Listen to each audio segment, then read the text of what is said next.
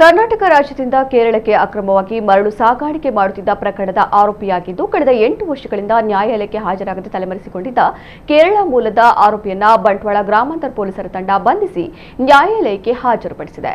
ಬಂಟ್ವಾಳ ಗ್ರಾಮಾಂತರ ಠಾಣಾ ವ್ಯಾಪ್ತಿಯಲ್ಲಿ ದಾಖಲಾದ ಪ್ರಕರಣಕ್ಕೆ ಸಂಬಂಧಿಸಿ ಸುಮಾರು 8 ವರ್ಷಗಳಿಂದ ತಲೆಮರೆಸಿಕೊಂಡಿದ್ದ ವಾರೆಂಟ್ ಆಸಾಮಿ ಕೇರಳ ಮಲಪುರ ಜಿಲ್ಲೆಯ ನಿವಾಸಿ 38 ವರ್ಷದ ಮೊಹಮ್ಮದ್ ಅನಾಸ್ ಎಂಬಾತನನ್ನ ಬಂಟ್ವಾಳ ಗ್ರಾಮಾಂತರ ಠಾಣಾ ಪೊಲೀಸ್ ಉಪನಿರೀಕ್ಷಕ ಕೃಷ್ಣಕಾಂತ್ ಕೆ ಹಾಗೂ ಸಿಬ್ಬಂದಿ ಬಂಧಿಸಿದ್ದಾರೆ. ಆರೋಪಿಯನ್ನ ತಮಿಳುನಾಡು ರಾಜ್ಯದ ಕೊಯಂಬತ್ತೂರು ಜಿಲ್ಲೆಯ ಪೊಳಚಿ ಎಂಬಲ್ಲಿ ದಸ್ತಗಿರಿ ಮಾಡಿ ನ್ಯಾಯಾಲಯಕ್ಕೆ ಹಾಜರುಪಡಿಸಲಾಗಿದೆ.